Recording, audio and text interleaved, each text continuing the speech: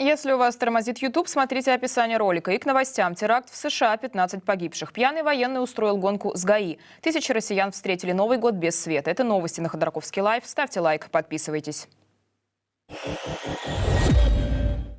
В ночь на 2 января украинские беспилотники атаковали российские регионы. В 6 аэропортах вводили ограничения на полеты вечером и ночью. Это аэропорты Калуги, Пензы, Саранска, Саратова, Ульяновска и Казани. Сейчас все ограничения уже сняты.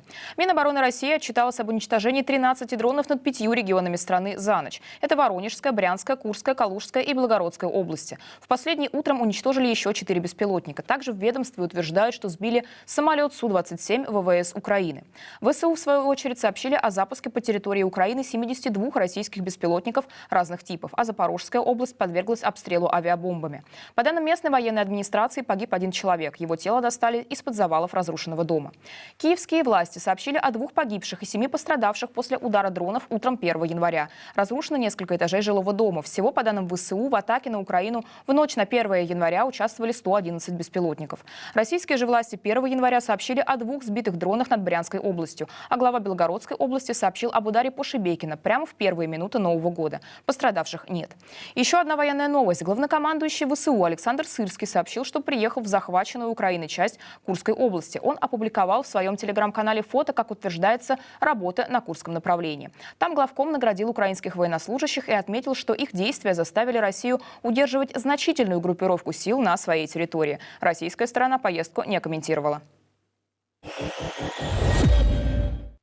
Пьяный военнослужащий устроил гонку с ГАИ в Благовещенске. Он попал в несколько аварий и попытался скрыться от полиции. Короче, вот это конь, ой, блядь, блядь, просто, ты рот,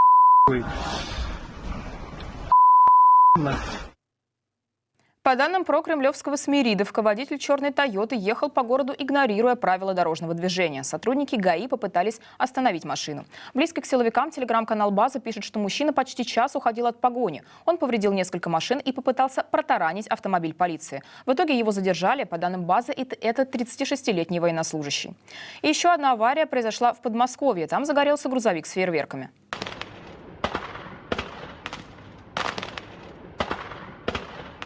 Издание «Известия» со ссылкой на правоохранительные органы пишет, что 1 января грузовик, перевозивший фейерверки, выехал на встречную полосу и попал в ДТП. По свидетельствам очевидцев, он загорелся после столкновения, а внутри начали взрываться фейерверки.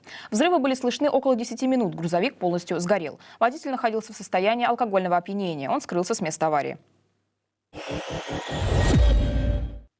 Тысячи людей в России остались без света и тепла в новогодние праздники. В селе Некрасовка Хабаровского края уже несколько дней ликвидируют последствия прорыва в системе водоснабжения. В якутском селе Бестях из-за пожаров котельные жители остались без отопления. За окном в этом регионе сейчас минус 50 градусов по Цельсию. Немногим лучше в Амурской области. Местные СМИ пишут, что в селе Чигири из-за аварии людям пришлось встречать Новый год в шубах и при свечах. Погода там минус 28 градусов. Также в городе Артем Приморского края произошла авария на линии электропередач. Без света остались жители 12 улиц. По последним данным, подачу энергии уже удалось восстановить. Количество погибших в результате теракта в Новом Орлеане, штат Луизиана, достигло 15 человек. Еще десятки ранены. Об этом сообщает ФБР.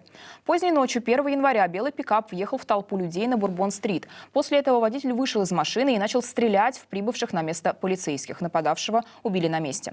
Им оказался 42-летний Шамсуддин Джабар, гражданин США из Техаса. У него в машине нашли оружие, взрывчатку и флаг террористической группировки «Исламское государство».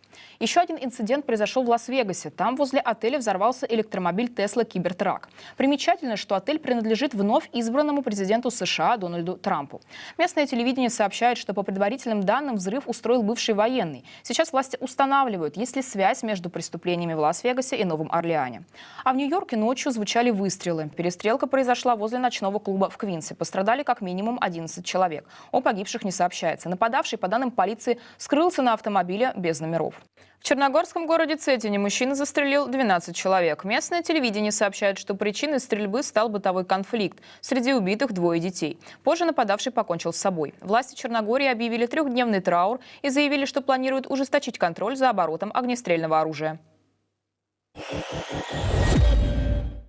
Советский и российский политик Виктор Алкснис умер на 75-м году жизни. Об этом сообщила его дочь. Алкснис был известен по прозвищу «Черный полковник» и в последние годы вел одноименный телеграм-канал. В годы перестройки он выступал против Михаила Горбачева и поддерживал ГКЧП. Алкснис также называл себя противником Владимира Путина. Однако в феврале 2022 года полковник поддержал вторжение России в Украину.